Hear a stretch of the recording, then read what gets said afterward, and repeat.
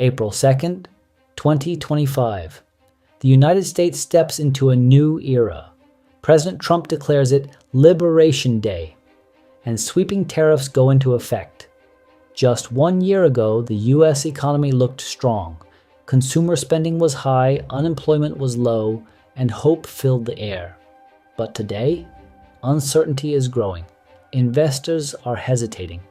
Businesses are gradually pulling back. The economy is gasping for air. These new tariffs may seem aimed at importers, but in reality, the burden shifts onto everyday people. From supermarkets to electronics, clothing to groceries, prices are climbing.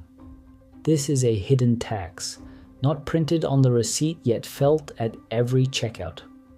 As rising costs squeeze businesses, we observe business contractions, stalled investments, hiring freezes, and eventually layoffs. This isn't mere theory. History shows us a similar pattern.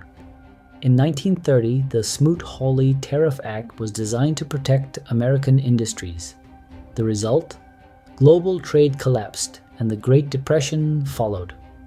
Economist Mark Zandi has warned that history may be repeating itself. Today, we are witnessing stagflation. Inflation is rising, but the economy isn't growing. Prices surge, jobs vanish, and consumer confidence fades. It's the worst of both worlds, a double-edged sword. What can individuals do?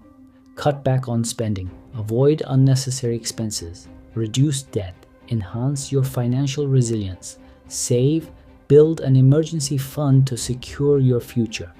Remember, the choices we make today will shape how we live tomorrow. This storm could last longer than we think, so making wise decisions now is crucial. Subscribe and turn on notifications to stay informed, because this is just the beginning.